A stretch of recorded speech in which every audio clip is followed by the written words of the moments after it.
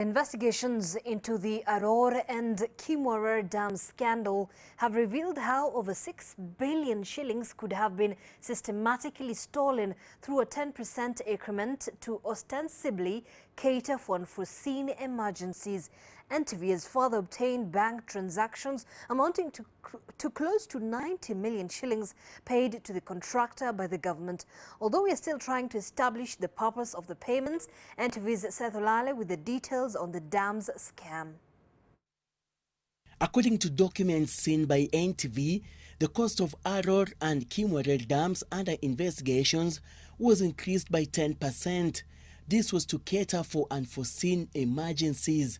The contract agreement signed by KVDA Managing Director David Kimosop and the then head of Southern Africa operations at CMC di Ravenna, Paolo Poselli, shows that in the initial agreement for the construction of the two multi-purpose dams, the issue of contingency had not been factored in. After negotiations with the financer, the National Treasury and KVDA, it was decided that a 10% contingency be factored in. This contingency was to be utilized for the unforeseen cost overruns upon authorization of the employer. This means that the total cost for the construction of Arror Dam increases to 28 billion shillings, up from the budgeted 25.4 billion shillings.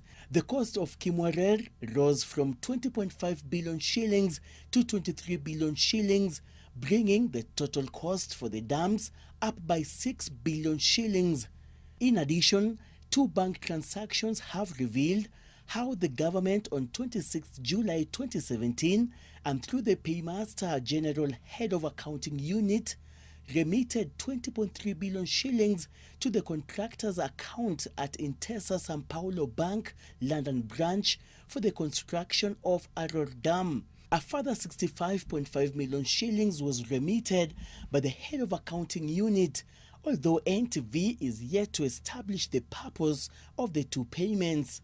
The Director of Criminal Investigations, George Kinoti, maintains that he is investigating a 21 billion shillings dam scandal. Over 3 cabinet secretaries have already recorded statements at the headquarters of the Directorate of Criminal Investigations along Kiambu Road.